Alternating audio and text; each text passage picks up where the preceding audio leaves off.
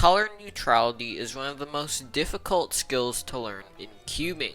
For example, just because you're color neutral on 3x3 does not mean you're color neutral on 4x4 or square 1. Today, I'm going to be teaching you how I became color neutral and how you can too on the 3x3 Rubik's Cube. The first thing you should do when trying to become color neutral is start with the opposite color. For example, if you're a white cross solver, you should start your journey to color neutrality by building your cross on yellow. After those two colors, you can do whatever cross color you want. My second tip to become color neutral is focus on your F2L over anything. The reason for that is because F2L is the most crucial part of your solve. If you have a bad F2L, it'll be most likely that you get a bad solve. Unless, of course, you get a last layer skip. In my opinion, F2L is the most difficult step when transitioning to a new cross color. Your muscle memory will still be there, but you'll have difficulty trying to recognize an F2L case. For example, this pair.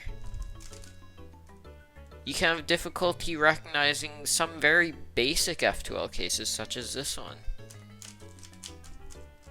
You'll still know how to solve these cases because of muscle memory, but recognition will be the killer. It'll take a lot of practice to get used to color neutral F2L, but once you're used to it, you're going to be just as quick as your first cross color. For your last layer, it'll be quite difficult while transitioning. From my personal experience, when I was trying to become color neutral, I just suddenly forgot what cross color I was doing, and then I just reverted back to the white cross. So for example, when I reached OLL stage, I would just forget what cross color I was doing, and then I would just go back and revert to white cross.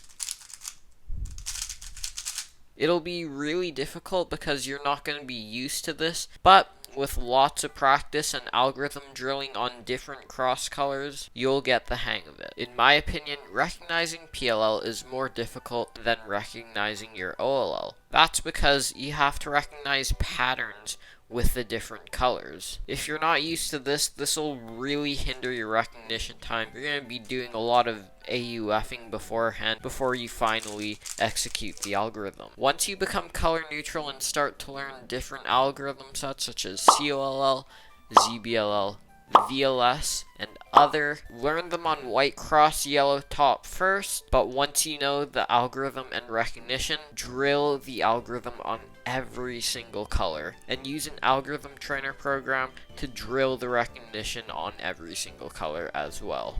But Matthew, I hear you asking, how am I supposed to practice this? If I just do solves, my average will be terrible. And that's the thing, don't time your solves. That's the only way you can get used to the F2L recognition and the last layer recognition. Do untimed solves and you can pause. Just pause to recognize your F2L cases. For example, if you're stuck on this F2L case and you just have no idea what it is, just take a moment and just pause. Make sure you're recognizing it correctly, and then you can do your F2L algorithm. When first starting, just get rid of look ahead. Get rid of look ahead. Recognize your case.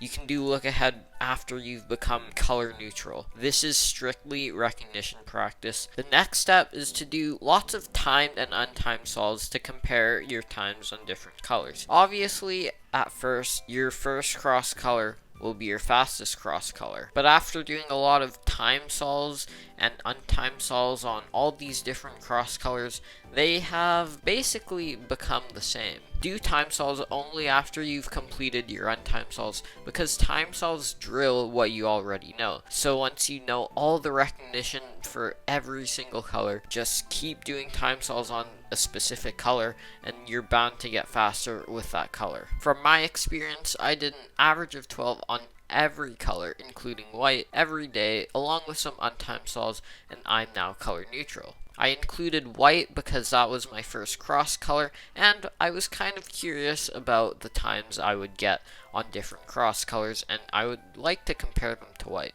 For algorithm learning, I learned the algorithm with yellow top, but I drilled the algorithm on every color to be able to recognize it quickly. I couldn't really decide on what color I wanted to do after I finished with yellow recognition and execution. So I just threw my cube in the air, and whatever it landed on, I would do this color on top. Does this actually work? Will you actually become color neutral with the MatthewCubes advice you gained from this video? I'll be doing an average of 12 on every single cross color. I guarantee you that all of them will be near the same average. These are the averages that I got on each cross color. They're way above what I normally average, but that's because I couldn't take advantage of some of the really easy crosses that presented themselves on some of the scrambles. Right after I did those averages of 12, I got a 9.19 average of 100 using every single cross color. Don't forget to subscribe and watch another one of my videos on the end screen here.